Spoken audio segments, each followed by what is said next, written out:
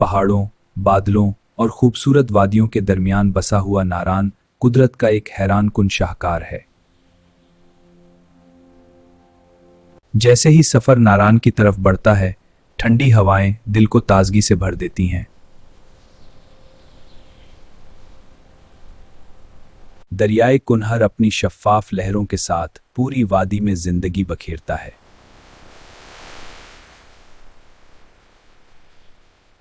घने सनोबर के जंगलात नारान की खूबसूरती को मजीद पुरअसरार बना देते हैं। झीले सैफुल मलूक अपनी जादुई खूबसूरती से हर देखने वाले को हैरान कर देती है। नारान के लोग अपनी सादगी, मोहब्बत और मेहमान नवाजी के लिए मशहूर हैं। बुलंद बर्फानी पहाड़ नारान की शान और कुदरत की अजमत का सबसे खूबसूरत मंजर हैं।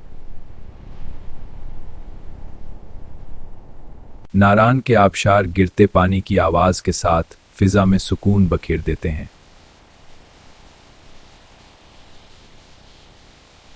सब्ज मैदान, खुशबूदार फूल और खुला आसमान नारान को जन्नत जैसा मंजर देते हैं।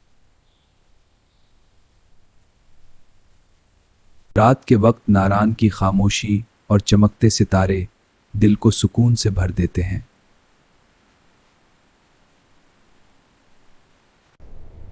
नारान एक ऐसी वादी है जिसे देखकर इंसान कुदरत की हकीकी खूबसूरती को महसूस करता है।